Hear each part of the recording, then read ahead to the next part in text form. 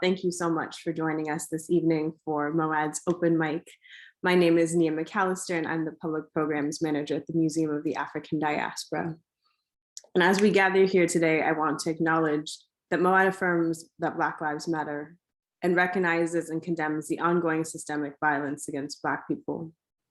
We honor and mourn the senseless murders of George Floyd, Breonna Taylor, Ahmaud Arbery, Tony McDade, Casey Goodson Jr., Patrick Warren Sr., Andre Hill, Dante Wright, Anthony Thompson Jr., Ma'Khia Bryant, and so many others who've lost their lives in police brutality and racial injustice, including those whose names we do not know. MoAD's commitment to racial justice is ongoing, and as such, we continue to say these names to hold space and to honor these victims. I also want to acknowledge the spaces that we're occupying.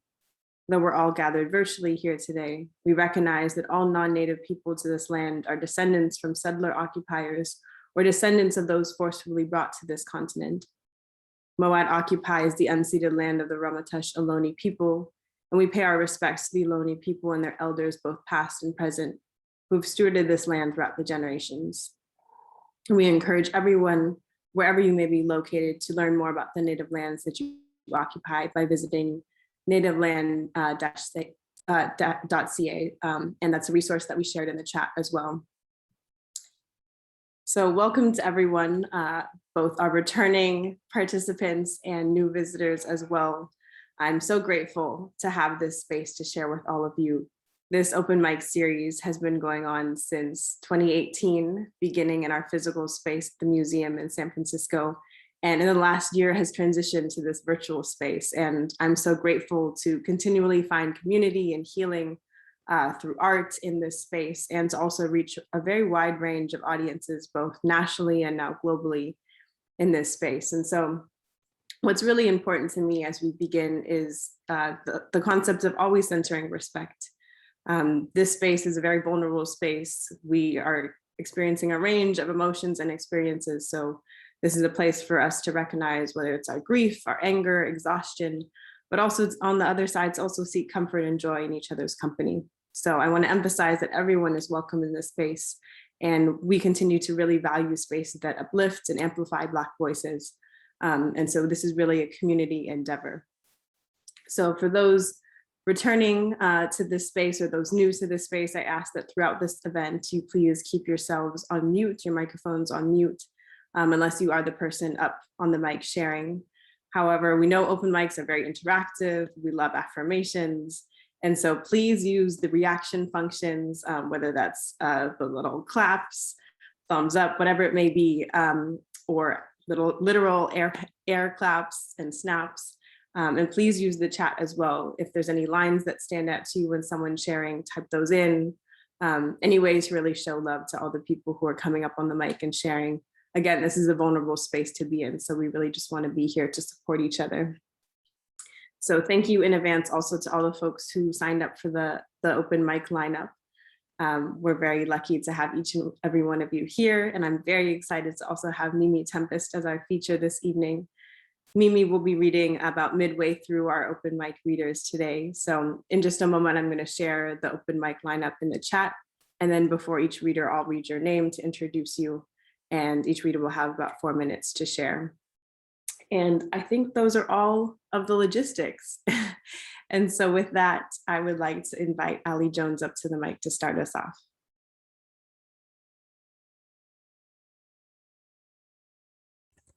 Thank you, Nia. Thank you. Oh my gosh, I'm so excited to be here.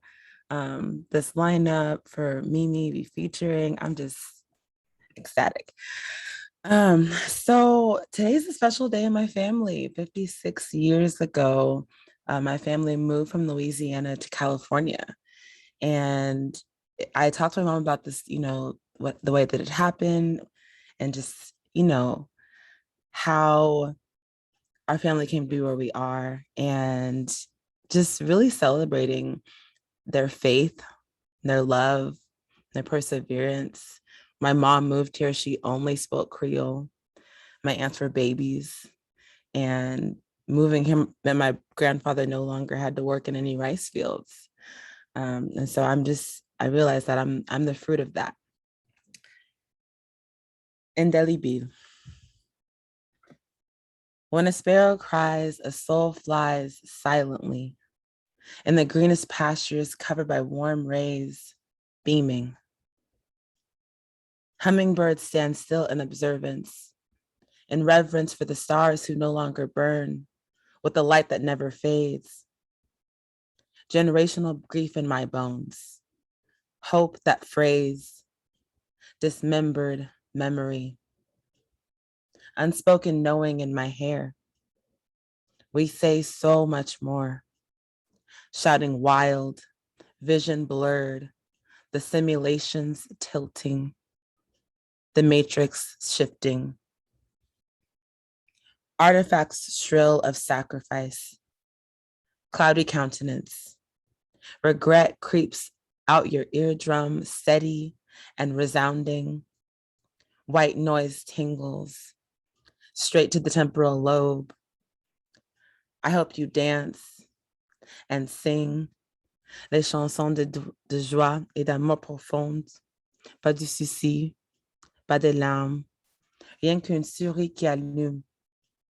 J'espère que tu vas bien, même non, j'espère que, run it back one time, y'all. J'espère que tu vas bien, même si vous savez pas comment.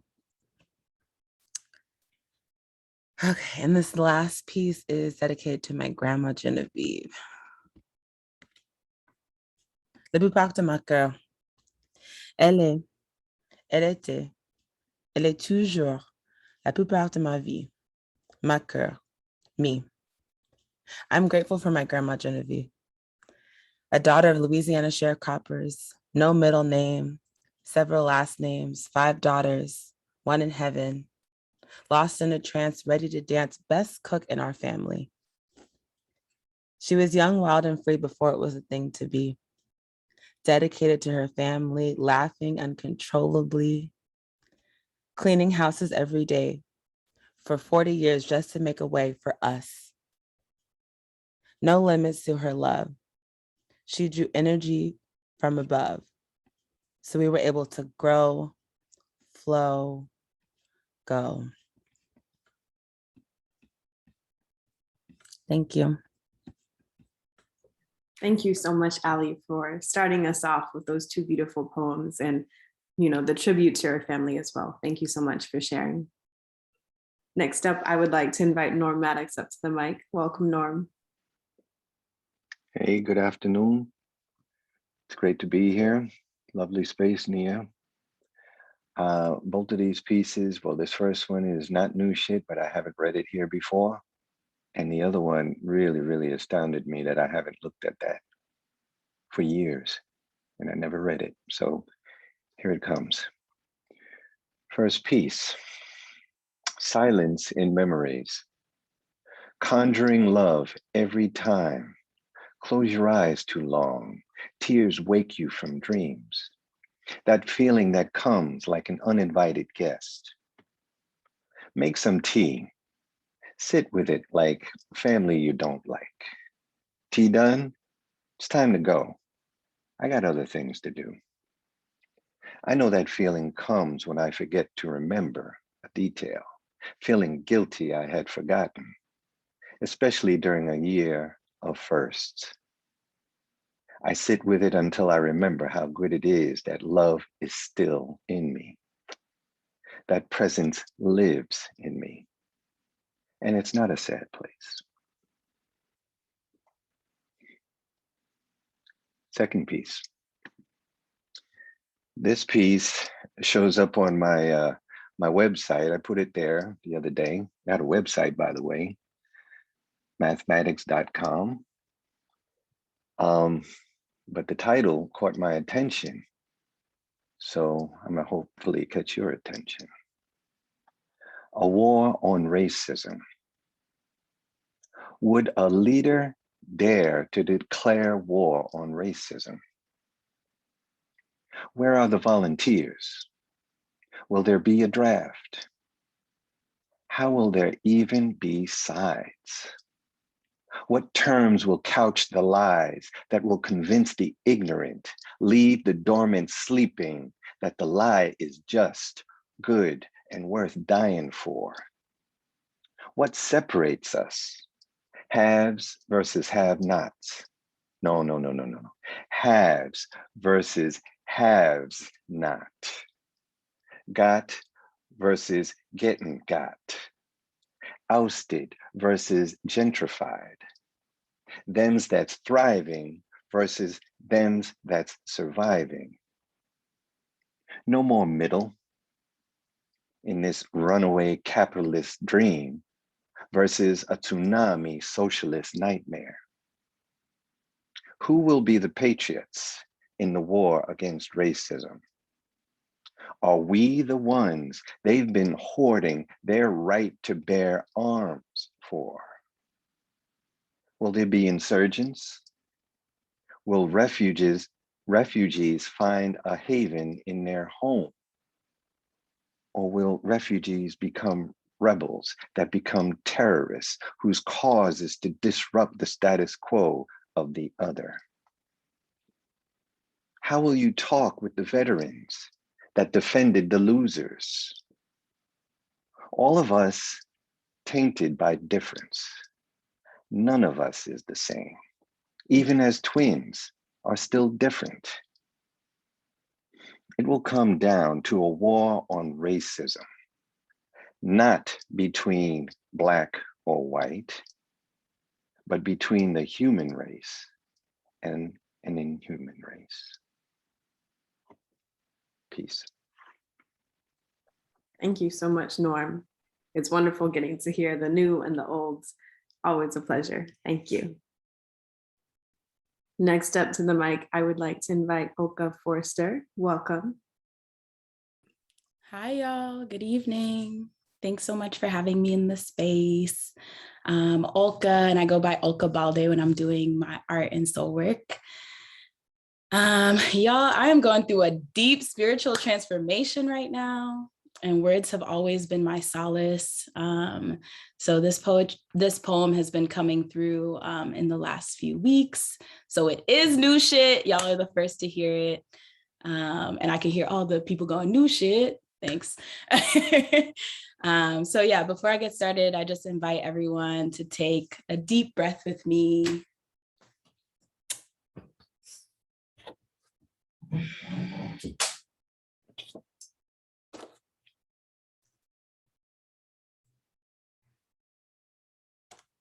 My body is a mountain range. My God is mercy. I really do this shit. Ego don't hurt thee. Comparison that really hit. Me too, the old me. One thing I really spit, mouth hole is holy. Might be on my silly tip, divine gift, don't hold me. The future is fiction. The past a fractalized misremembrance. The colonizer is already dead. I am the magic. My darkness is the medicine. Your favorite writer's favorite writer. I do this shit with the passion. Pen pushing, eyes fastened. Niggas can't see me. Don't even want to be me. I affirm your own divine.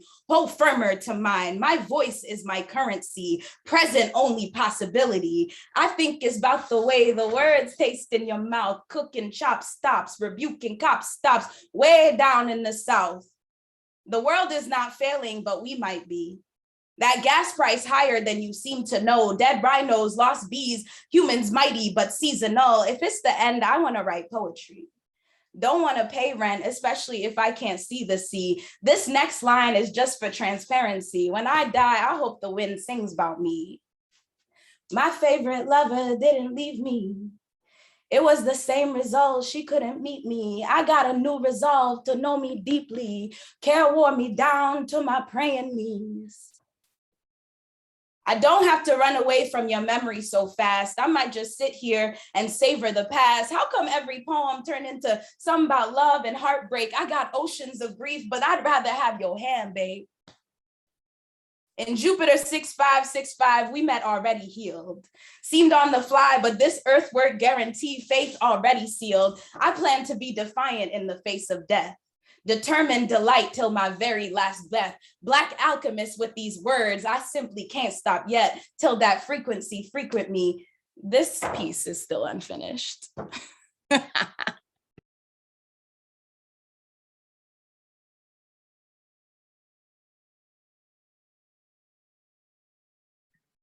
I love it. Thank you so much for sharing that. I know Mimi was saying in the chat, everyone was affirming all those lines. That was amazing. Thank you so much.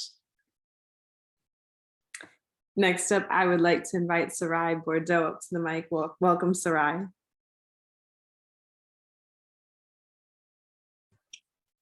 Hi, everybody. It's been a little second, so please be kind. I have a typewriter.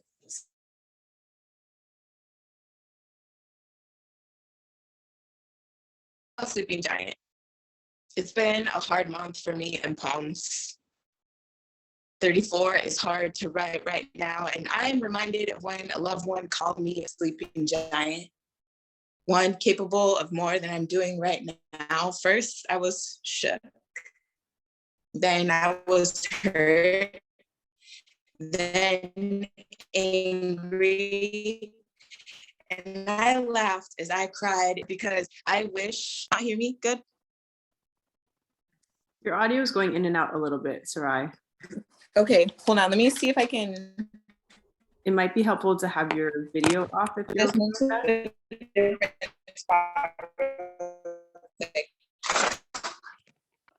Is it better now? We can hear you, but your video is still frozen.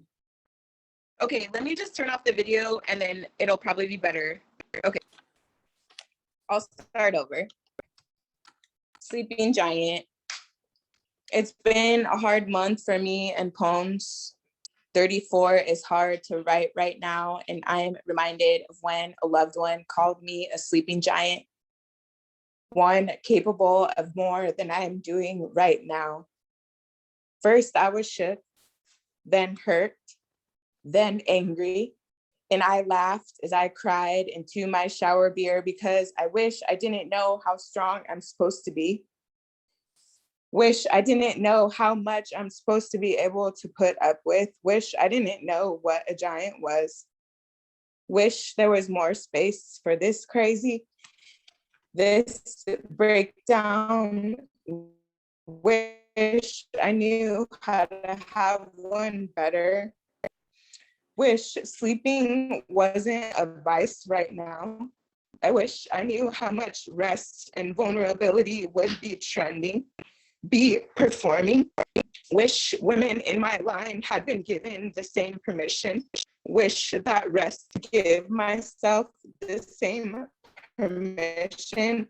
Try to be the type of mess that capitalism can't spend, can't brand. I'm trying right now to be my own mess.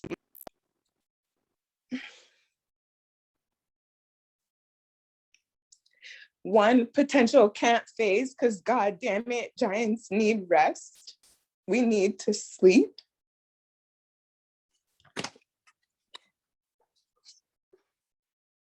And it doesn't help to remind us that the world is waiting on one hand for us to be angry, on another hand for us to save them always. I, the sleeping giant, am more than tired. And I resent the assumption of the gaze that says you could be so much more. To whom? And if that is the case, what is the role of what those who have been willing to take place? Why is my giving always second to what has been taken? Fucking right, I'm tired of being both loved and hated as the giant, killed for the role and also slowly for not playing it good enough. When then should I rest? How then should I sleep with all this potential? They love to suck from my soul, not caring that what they'd see is a coping mechanism. That potential is right now a trap that I'd love to get off the couch, but what for? For how long? Until someone takes a little bit more? Wants to, I love your energy to my demise. I wish people didn't expect to be pleased. I wish I didn't assume that it was my job to fulfill such expectations. Wish I could sleep as a giant in peace. in the hillside, not tied at all to anything others would have me be. Wish my backbone was as fierce as a giant's reputation for fucking shit up, because then I would be able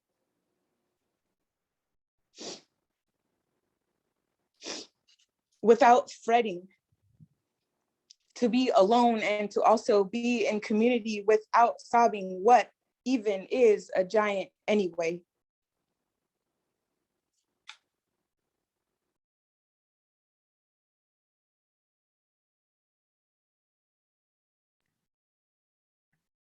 Thank you so much, Sarai, for that piece, for the vulnerability, for all of the range of emotions that you shared.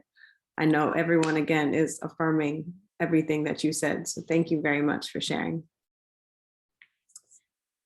I'm going to read a couple poems and then introduce our wonderful feature for this evening. So this first piece that I'm going to share is entitled Pantone. The color of front lines and back doors. The color of their table and no seats. The color of first. The color of misnamed.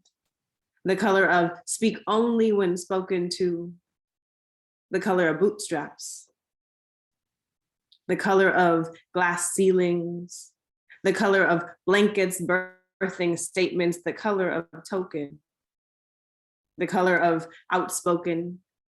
The color of unannounced fingers meeting braids. The color of only. The color of clutch purses and quickening paces. The color of the other side of the tracks. The color of missing. The color of pins dropped on conference room floors. The color of the unweighted table. The color of 63 cents.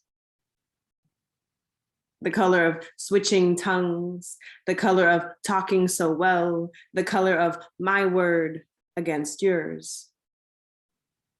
The color of being magic enough for everyone.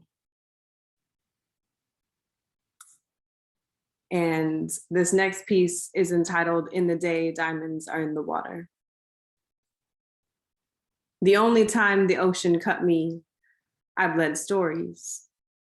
They said, what a beautiful yet terrifying thing it is to be free. They said, we have traveled years to bring you our names. We knew you'd forget them, or worse, never recognize them in the first place. They said, rememory me. Unfold your tongue, gather in your hand all the cities your foremothers birthed freedom in. Scatter milkweed seeds in the wind and call us home. So waterlogged and weary, I bandage my wounds with diamonds and rise from seafoam memory, homebound. I've never been far from the page. How else to learn what moonlight looks like through blue-eyed promises? Oh, but to be Sonia, to be Tony, to be wind in a cotton field scattering marigolds. I wish I knew Arkansas clouds like I do the lines on a palm, like I do the recipe for forgiveness. Joy is memory in the refrain. Magic too hopeful to stay hidden. See, the trick to befriending stories is listening after all. Yet sometimes belonging cannot be traced by tide lines or railroads carved out of the night sky, but rather dog-eared pages and overdue book finds. See, having a library to owe things to makes one at home, right? So we write, we sing, we rename our story legacy before they claim we were never here in the first place. Find us on the page. As she said, this is the first battlefield we play on. Here our words dance. And so we too leap into blissful surrender. And one day we will fly.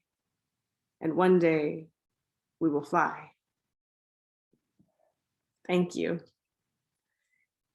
It is now my great honor to introduce our featured poet for this evening, Mimi Tempest. She, they is a multidisciplinary artist, writer, and daughter of California. She has an MA in literature from Mills College and is currently a doctoral student in the creative critical PhD in literature at UC Santa Cruz. Her first book, The Monumental Misrememberings, is published with Co-Conspirator Press, the Feminist Center for Creative Work 2020. She was chosen as a finalist in the Creative Nonfiction Prize for Indiana Review in 2020 and is a creative fellow at the Ruby in San Francisco. She was selected for participation in the Lambda Literary Writers Retreat for Emerging LGBTQ Voices and Writers in 2021, and her works can be found in Foglifter, Apogee Journal, Interim Poetics, and the Studio Museum in Harlem. Welcome, Mimi. Hey, y'all. Thank you, Nia, for selecting me as a feature. I'm very honored to be here. All right, let's get going. I don't have a title for this yet, but I'll figure it out one day. Okay, so I war dance on faceless memories, deciding against the rigorous threshold of a nuisance day. I spray paint my essence until the tables turn. Music in back walls, alleyways of cigarette tails, screaming tricks, what you know about a Tuesday morning on a psychedelic trip down forever, where bravado is a fairy tale of Mike Hood that never was and never was, is the name of a Black girl gone missing again down Sunset Boulevard, what you know about an LA woman. Jim Morrison almost got it right about me, deep and wide into a quaalude of misfortunes, white boys with greedy hands and bloody noses, whisper mind fucks into a distant tidal wave of privilege as trajectory in the basement is where I slaved on a microphone for 5 years. 3 of them I tap danced for pennies. The 2 after that, my mouth found its way onto every promoter's manhood. I told everyone I caught a lucky streak. That phase was called the glitter guzzler. Where'd she go? Was she ever there? Is she here now? Has the poem been made? Where'd she go? What you want to know about an LA woman? She's devil horned, withstands radiant levels of torturing loneliness, hazes of hatred, locks into infinite doldrums of begging for forgiveness for honest mistakes that are now too late to correct. I'd give you my tongue and swallow my fury if I thought it could save me. I'd close my eyes and never wake up if I remembered how he always romanticized about the opportunity of tomorrow. He don't pick up my calls no more. He turned into a Mexican mule. He turned me out and then he left me cold to call himself a hero. I dropped everything I am now to have another moment just to kiss his jackass face. You see, I was in love once. And now once means never. His lies lasted as quick as it took me to get dressed again and hit the pavement searching for my next angry fix. I was just falling with my eyes stitched closed. I was just swallowing to avoid a hollowing of timestamps disguised as meaning making. My tulip memories have been reduced to loops of false youth. I was just running through that ghost city pretending to be diva. I was trying to forget that my father never loved me. I was just fucking all the zombie men with thick dicks and false hopes to turn me shooting S-star. Where'd she go? Was she ever there? Is she here now? Has the poem been made? Where'd she go? And that's when God found me on Broadway. He claimed I was an impossible thing. He looked me up and down with the same content that holds steady in my father's eyes and said, look at you. This is the 10th time I caught you snorting cocaine on a Sunday. Late past midnight, made a friend out of you, and up till dawn, got a new girlfriend. You call it free love dancing, but the stuttering in your chest is a skip away from a full stop, and so it goes. Another night in my 100-year battle with the devil disguised as God, and it feels heaven-like on this trip through hell.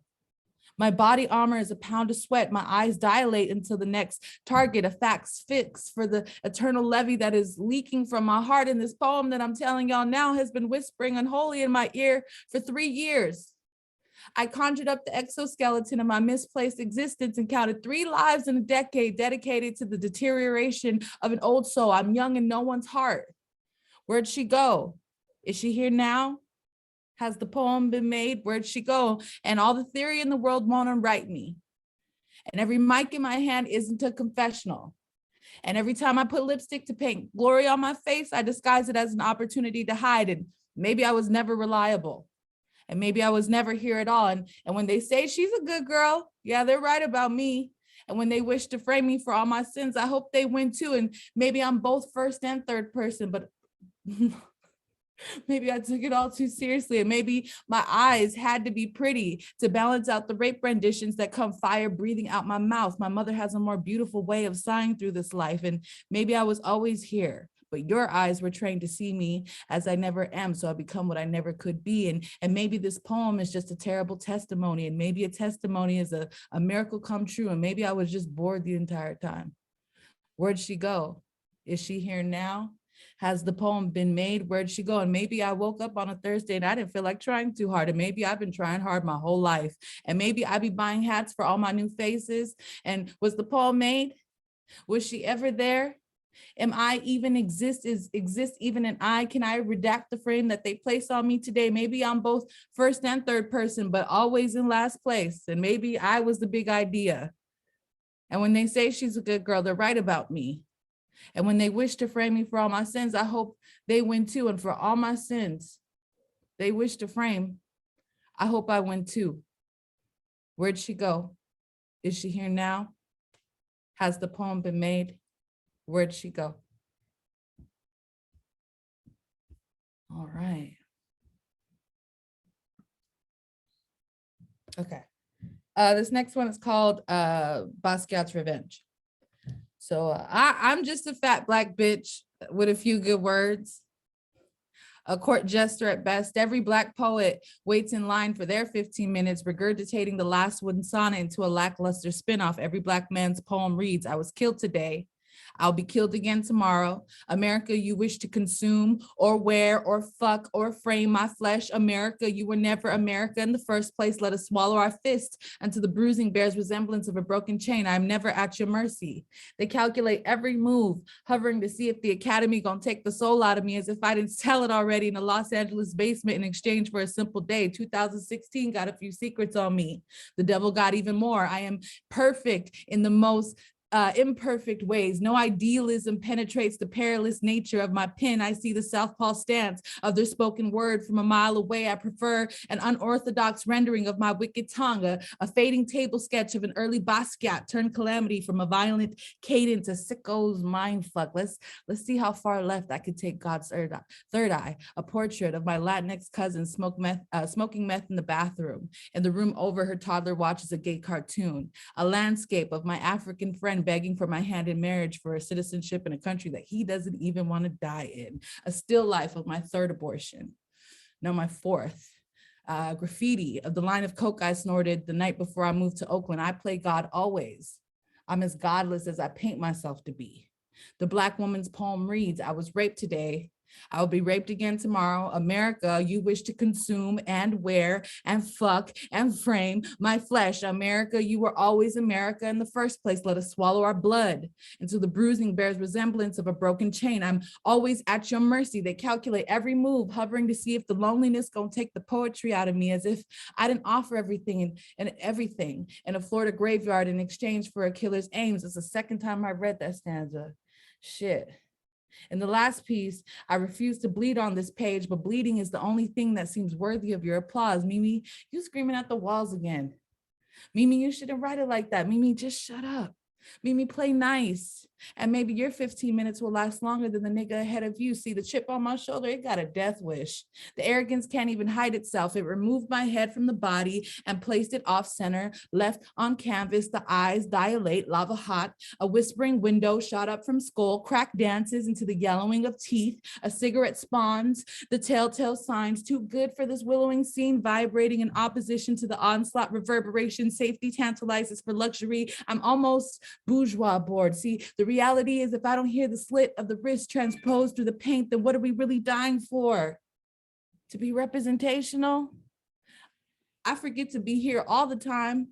Grounded just isn't my thing, man. It's the 1-2 prance popper holy who got the viciousness begging to crawl naked, completely out their skin. Every wall was already taken. Every seedling of doubt was planted into a forest, decaying my wandering thoughts into a new beginning. Let's see how pretty I can make this frown look today.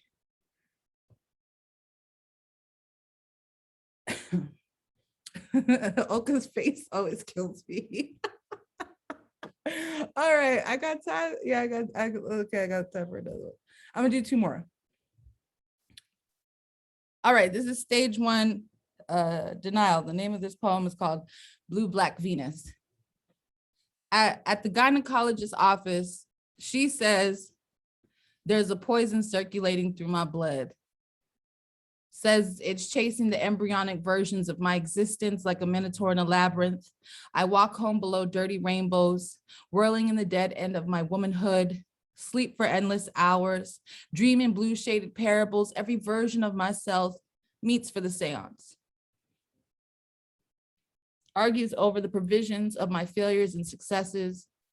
Maiden, mother, crone, sits arrogantly against the reality of my fresh disposition, each pointing her finger at the other, unable to admit shame over my new set of consequences. Stage 2, anger, he's to blame. The nigga who poisoned me. And the other one who borrowed my innocence and traded it for a bump of cocaine, and the other one who mirrored me as victim to our addictions, and the other one who groped me at the after hours, and the other one who was too afraid to love me out loud, and the other one who was looking for his mother in my pussy, and the other one who deemed my body a play chest on Pleasure Island. See, the niggas who need to read this isn't even apt to be on this page.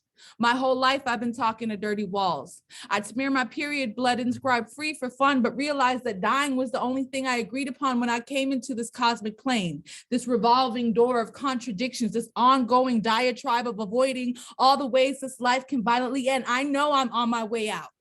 I exited stage left before my first cue, act 1, scene 1, enter into an empty and noiseless stage. From the wings, we hear prolonged sobs echoing into a chamber of infinity and doubt. Mimi, a 30-year-old fat Black and queer poet, enters grimly on the stage. She plops her body at its center and she locks into the fetal position. Mimi continues, my life is now a monologue of deep mourning. I will no longer keep this rage locked inside my belly. And what happens when the cage is sick of coveting me as catatonic? And what happens when I get bold enough to stick my head above the clouds and admit that a sunny day costs $1 too many? And what happens when I tell him my womb doesn't work? Shit, I guess I will never be the object that God designed me to be. Blackout. See, the niggas who need to read this branded me a nigga making machine. They cry revolution, and then they go play cog in the utility belt of men that gang, bang, Gaia they parade around as moral men. Fathers to generations of goddesses downgraded to sex slaves. Boys disguised as warriors who placate their failed gender with their minuscule dicks. Poets and artists brooding through their cities, held prisoner to their transient thoughts, and they plant polluted seeds, populating thirsty minds, and then they laugh at the parable of consent. They deem it a wayward idiom for the very thing they claim they want. They never had a man. Man, my pussy is metastasizing to a doorway of consecutive non-believers. She finds truth in a psyche that's lost its grip. Her name is none. Her language is barely. The hour wedge, the gag, their semen sliding into 2-day-old panties. Each droplet seeps into a stain of thorns and petals, bushed at the opening of her now pursed lips. The moisture is fixed, mumbles only at the crossing of legs, only at the entrance of his name. Ozzy Mandias, conquering time with the fever snatching, grains of sand filtering upwards, inhaling storms, eddies of indecision to give birth, bubbling, berating in fantasies, friction in creating life, mothering to dictate if the life is worth lived, avoiding duration, avoiding living, avoiding temptation, avoiding. They always think climax is going to be the next word. You think wet is a testimony. You believe hard thinking did too little for my heart. My pussy, she clamps down and she permeates until sacred. She bites until bruised, sacrifices then leeches off the excess. She writes letters to strangers, bleeds for the full moon every month. She Venus fly traps men who smile pearls in bright rooms. She kisses foreign men in dark alleyways. She's determined to deepen my madness while making a bastard out of every man's strongest soldier. Stage 3 bargaining. A message from the ancestors. This is not your fault, but it is your responsibility to heal through. Let the tears you cry sting like acid. And instead, I popped a tab of acid on Khalifa's island. I heard the mermaids cry from the riverbanks. My friend, she heard them too. She was more eager than me to dive into a divine death, but I convinced her that drowning was the event that was already taking place, convinced her that they weren't beckoning for her to join them, convinced her to hear their lullaby as offering, as reconciliation. Stage 4 depression. I escaped from Los Angeles with the skeleton in my suitcase. It crawled out of its confinement It pulled down my blouse. It sucked greedily on my areolas, and it cried unforgiven before it slept. It made a scene about being wrapped in dirty sheets, and it claimed that I was harboring a desire to destroy Father Time. Stage 5, acceptance. At the grocery store, an elderly Black woman, she was plumb sweet. She looked deep in the barrel of my eyes and said that sadness is a towering fiend. Said he makes claim in the hollowing of your stomach, feeds you breadcrumbs, and then testifies that you've been fed pie. She gave me her pen and paper, suggested I make a list of the very desire I was shopping for, suggested that the key to getting over oneself is to revel in the reality of being misunderstood. She told me, your tears ain't nothing new. She suggested I continue writing into an untapped possibility.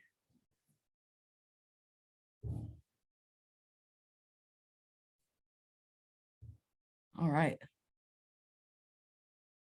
What time? What time is it? You keep going. You're on a roll. I say keep going. Okay. All right, I'm gonna do one more. This is called Ladylike Tendencies. What the white folk rave as the best poet out of LA is a Black magician's puppet fire dancing at the Whiskey A Go-Go on Sunset. Little did they know, he still ain't get it right about me. Me was woman almost on a decent LA day, never cared too much for the construct. I cook up cauldrons, considering against the cast iron of my grandmother's stove, which slaves sizzled the breast of chicken to cry, unsatisfied in her husband's belly. At a young age, my hormonal capacity took no stock in the conditioning of her kitchen. On my 29th birthday, I confessed the indignation of my conception. I didn't ask to be here. My father giggled at the possibility, and my mother stared blankly at her blessing, a loved mistake. I didn't ask to be placed in this body as time capsule. My mother's throat cleared too late. See, to discover you're a transcendental accident manifested through light speed of what the soul's been yearning for millennia is the hardest throat slicing pill to swallow. My face blossomed in a bitter womb.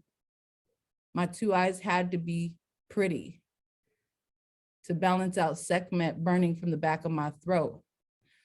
The third one got gouged out to satisfy the taste for flesh on the oppressor's tongue. The oppressor's tongue got a sharpened fork for teeth. The oppressor's tongue got a taste for marinated pussy. The oppressor's tongue travels up my spine, makes me arch against the sensation until my world is on all fours. I ain't got time for the business of my ladylike tendencies. I'm approximately woman today. My ego decided, I guess. My ego desires payment in the repetitive rejections of the pink bow placed on my head at birth. My ego said this pussy is just an instrument you use to duplicate the nonsense of your father's makeshift manhood. My ego knows it never needed teeth to make nice for this universe's chaos. My ego said, ask about me. Me was Black, always an American, invisible in a Hollywood lens. Yeah, the intersection makes that contradiction even sweeter. See, my ego will two-step and jiggy against all their tap dancey pens, right about me. Maybe. The ego smile, my ego smile got cropped coon on the front steps of the academy. I didn't ask to be here. My ego cried, all this white man's theory gonna make a better nigger out of me. Shit, fuck it. I'll blame that too on my inner child. In the confines of his bed is where I am made woman. He needed all few 100 pounds of my flesh bouncing on top of his small frame to make him come. Afterwards, he had a tendency to reminisce about his grandmother. And this is where our inner child often played, our inner children. She was sweet and Southern. I am neither. He said he had a thing for LA women. Me too. He said they don't make them like me anywhere else. This one didn't get it right about me either. My hair always burning, fire dancing against their fever pitch, contended with the tendencies to shape me ladylike, like lady. I am approximately woman today. I am. Thank y'all for having me. Thank you, Mimi. Wow, that was incredible. What a lineup of poems that you brought for us today. Thank you so much for sharing with us in the space. Before we move on, I always like to give our features a chance to share any other ways that folks can continue to support you, whether it's upcoming events, website, any other ways that we can keep tapping in with your work. Thank you for asking that, because I always forget to promote things. But I have a series and it's like a working body of archive. It's called Black Queer Alive, and I've been very fortunate to bring. Oka was one of the facilitators, but I've been very fortunate this summer to facilitate, curate 4 workshops. And we're doing the last workshop on September 29th. And this one is led by a Black queer business owner. His name is Marcel Hill. And if you have a business that you're trying to get up off the floor, if you need ideas on how to start a business plan, on how to move any idea that you want from your mind into, like, bring it to fruition into the 3D, please feel free to sign up for this workshop. This is the last one of this summer series. So yeah, go ahead and come through. And then if you see Mimi Tempest on the bill, just know it's gonna be a good gig. All right. Thank y'all for having me.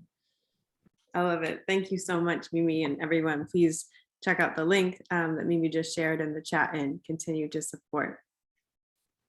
So we have a couple more readers before we close out for this evening. So I would like to invite Lamar Mitchell up to the mic. Welcome. All right, thank you. Can you hear me? Yes, All right. we can. Okay, thank you. Let me get, I wasn't ready. Hold on. We can give you a minute if you need. All right, I'm ready. Okay, here we go. This one's called In the Company of Wolves. It's not that new, but it is rewritten, so it is kind of new. So here we go. In the Company of Wolves. Because Oakland knows broken souls like the backs of her cruel alligator hands, where melanated people die under banners that scream Black Lives Matter, where riots are named after dead Black men slaughtered in the streets by peace officers. We're pointing out that our country is racist, is considered racist, where illiterate graffiti writers scribble on walls and names go up and property values in the neighborhood go down, where Nia Wilson is just Nia Wilson until she's knifed in the train station by a white man, and then it's say her name, where candlelight vigils and memorials for the dead become city landmarks, where everybody forgets everybody but seem only to remember the slain, where you can thumbtack a map of Oakland for every violent death and end up with nothing but thumbtacks, like pimples on the face of a 13-year-old, where a whole line of fathers died on that face's cheeks like teardrops snuffed by the heat, where faces are obscured, where mugshots are king, Oakland drowning in her own blood. We're saying I ain't no punk starts fistfights in a McDonald's parking lot, and Morris Shriners in red tarbouche hats start fistfights over anti-Nazi politics, where everything changes nothing and angelfish turn into pufferfish the second a cop siren bleeps, where cat calls for the bodies of Black women never sound like the sacred Israelite chanting they were invented for, where you can set your clocks by the frequency of gunshots, but backfire from car mufflers are just colored people's Timexes stuttering in the imprecise language of fear and expectancy of death.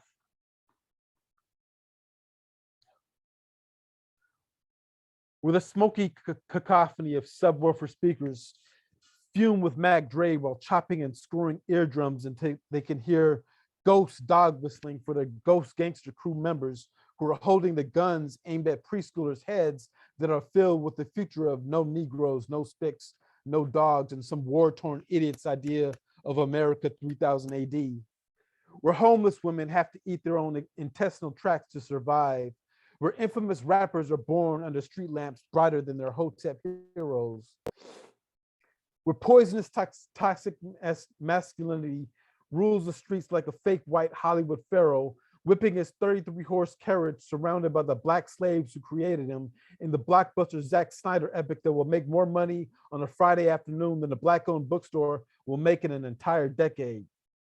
We're staring at an urban face too long as a ticket to shooting the fair one with the soul you'll tragically never know.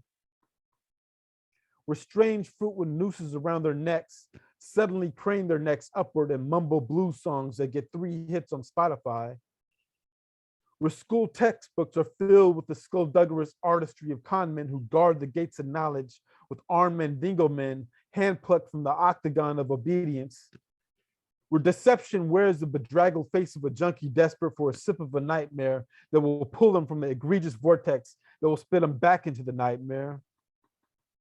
Where little children learn the mathematic code of the bullet shell abacus and lust to count to infinity. Where sadism and schadenfreude can wear the unthinking grin of an 8-year-old kid who kills kittens in his neighborhood for sport. Where deputy sheriffs in the county jail would throw a norteño and a sereno into the same cell and bet cigarettes and Debbie snacks on who will get killed first. We're living in the hills is the white people thing and living in the flatlands is a brown people thing. Where shoes dangle by their laces from telephone wires. Where Huey Newton died and Wakanda was born, where Oscar Grant died. Where future versions of the city will be counting the prosperous banknotes of Black Nubian, Hebrew, Egyptian, Abyssinian hagiarchs living by the idea of gross national happiness. Where the smiles of future Black grandmothers will part like movie theater curtains to reveal the powerhouse of cinematic genius influenced by the new Senegal wave, the new Mali wave, the new Kenyan wave, and will speak the flames of Toussaint Louverture into existence. Where there famously was no there. Where Gertrude Stein will eat her own words like an autophagus cannibalistic glutton, making a Denny's meal of her own rectum. Where the city sleeps forever on her stomach because of bullets lodged in her spine. Where Chauncey Bailey died, where Chauncey Bailey died, where Chauncey Bailey died. Where the steatopygic prognathic galaxy will be resurrected in the happy shadows of Taoism. Where melanin will become as priceless as gold and silver and jade. Where ex-hustlers will tell stories to their kids about the long forgotten days of low-income neighborhoods and mega churches. Where riots won't catalyze justice because speaking your poem will. Where peer crisis counselors will de-escalate a violent situation instead of the Keystone Cops. Where the roads to egalitarian legislation will lead to the rise and not the sunken place. Where bullets and slave ships and cop cars and Confederate statues and swords and crack pipes and alcohol bottles are melted in the structure of rocket ships only dreamed about in Black nerd comic books. Like coral reefs emerging out of World War II battleship wreckage. Like trash that became sacred scrolls. Like the restoration of the rainforest propelled by the quiver of a 100 billion ripple quill effects. Like water into wine. Like plantation food scraps into gumbo. Like roses blooming from the soil of Hitler's and Trump's grave. Like scar tissue. Like water, like water, like water. Natural as rain. Okay, I got one more. Do I got time? All right. All right, thank you. Thank you for giving me this opportunity to spit. This next one is a short one. I'll spare you guys. This one's called Where To My Love, and this is brand new, never before shared. Where to, my love? Let's go Ashe. Let's go, let go. Let's go, I am blessed by and appreciate your existence. Let's go, I've been there. Let's go, I've worn your shoes, breathe your breath. Let's go tomorrow, star. Let's go infinite. Let's go healthy relationships. Let's go reciprocal honest communication.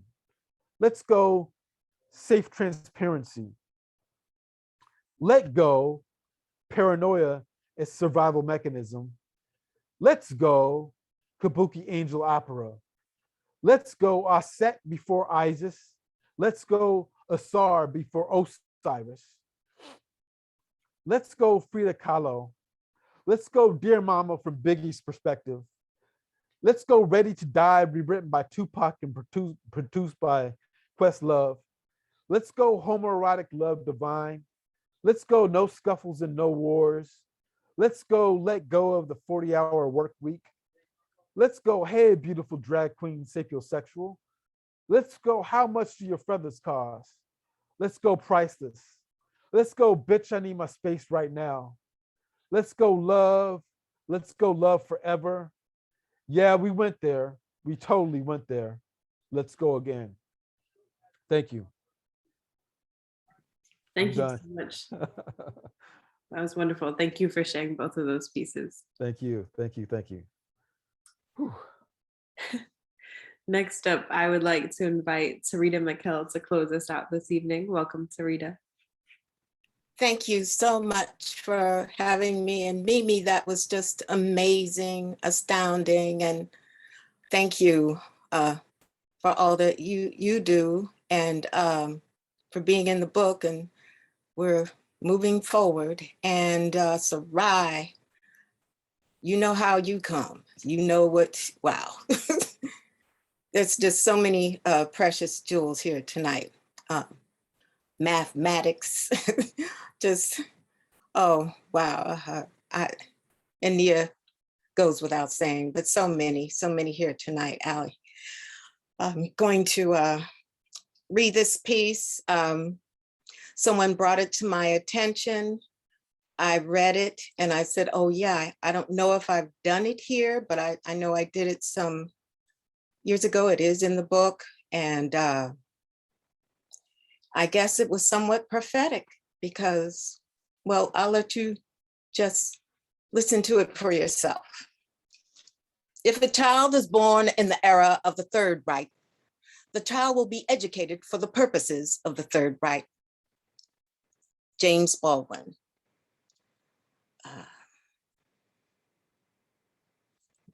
Summer of '96, handing out leaflets for a health fair, regal elder sister sits in her portable lawn chair under a grand magnolia tree, back straight, head held high, well-groomed wig rests upon her stately chestnut face, makeup in place, she feels my gaze, turns around, gives a quick nod, and returns to the brothers baptizing No Mo Blues on stage. Raising her hand, she bows her head in silent testimony, gives praise to those who know the truth about the blues, then graces her face back to me, nods again cordially, extending her hand to receive the health fair leaflet.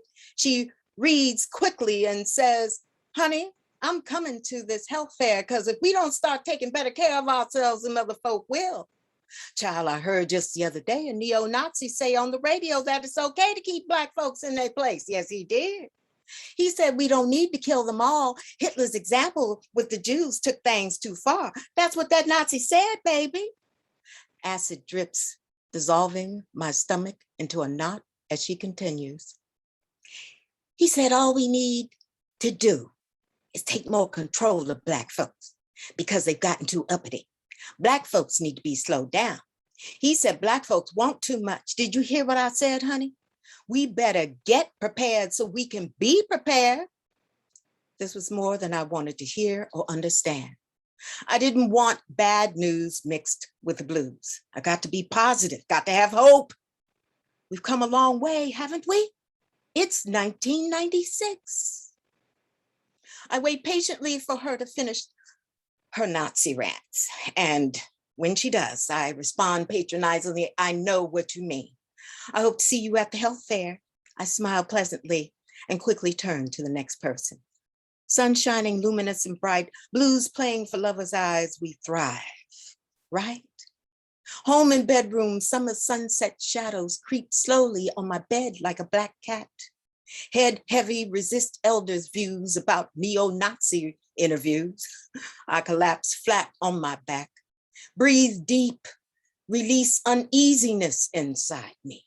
Meditate, let go of elders' warning, drift into sound sleep until eyes open with urgency. Ghosts come out my mouth. like speaking in tongues at church. Spirits all up in this room. Sit me up, place feet on floor, turn head like a remote controlled antenna, accessing a signal, then stops, forces me to stand in the dark, walk, stop, and extend my hand to reach for a tape in a rack of many tapes I cannot see nor read in the dark. Tape in hand, I fumble for light switch to read what spirit demands, and to my surprise, the tape cover reads, Neo-Nazi, the rise. Neo-Nazi, the rise. When was this taped? Did I tape this? Who stole my memory, my history, telling me I have no evidence, telling me I'm paranoid, telling me to forget, telling me you didn't see it like that, you saw it like this. Be positive. Judge not, lest ye be judged. Who restored the phrase New World Order? What devout Christian leader did they get it from? If we hear, see, and speak no evil, will it go away? Listen, if a force, a will, no doubt an ancestor, Olokun deity, or some kind of protector can awake me from my sleeping state and guide me through darkness to pick up a tape whose subject I tried to escape, the shit is on. What's happened since 1996? In 2008, a radio interview with political research journalist Jim Mars said, and again, you have all these prominent people in power today. President of the United States, Governor of California, the Pope, Karl Rove, whose grandfather was a Nazi, party officials known as Bush's brain, once removed from true old Nazis. These are not neo-Nazis. There's nothing new or neo about them. They're the real guys. Memory is an insurance policy against loss. Memory is an insurance policy against loss. Memory is an insurance policy against loss. Against loss, against loss. And that's one. And then I'm going to end with this really short, brand new haiku. Who knows solar speak? Hold audacity of hope. Unfold your tongue, child. Unfold your tongue. Thank you. Thank you so much, Sarita, for bringing us together with both of those pieces and ending us on that note. What a beautiful way to close. Thank you so much. Thank you, all of you here tonight. We're going through it, but we're gonna get through it. We just have to not forget. We cannot forget. Thank you. The essential reminder. And I want to thank all of you, all of our readers this evening. I want to thank Mimi again for being our feature, all of our attentive audience members who really helped create this space.